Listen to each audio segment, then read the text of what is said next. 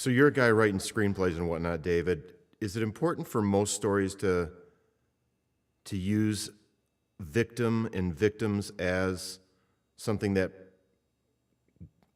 I guess grabs us and brings us into the story? It's an interesting question. I think it depends on who you are as a writer. I think that I think popular writers. Well, that's a really broad statement. Let me restate that. I think that there's a strain of storytelling that is more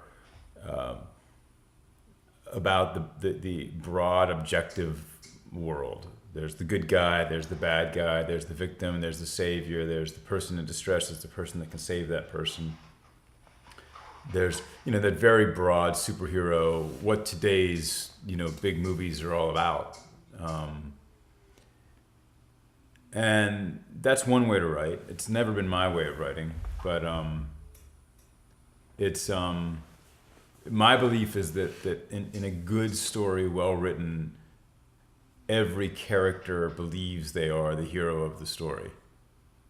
Every character believes in what they are and has some self-doubt. And even if they're the victim, they still believe they're the hero.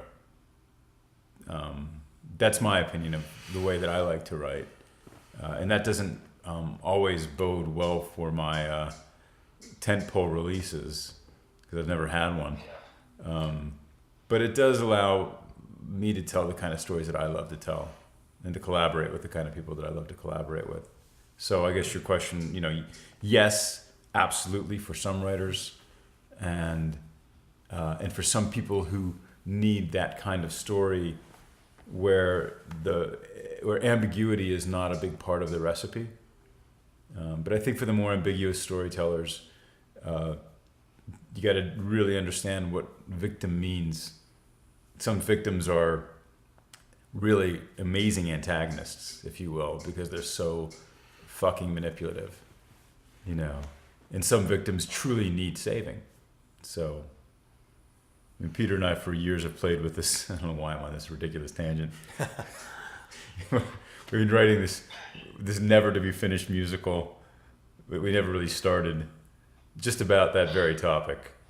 And the musical is such a ridiculously dark idea that I think will never see the light of day. But it's about a girl who was kidnapped and held for years and then released in her late teens and just has horrible Stockholm syndrome and wants to go back.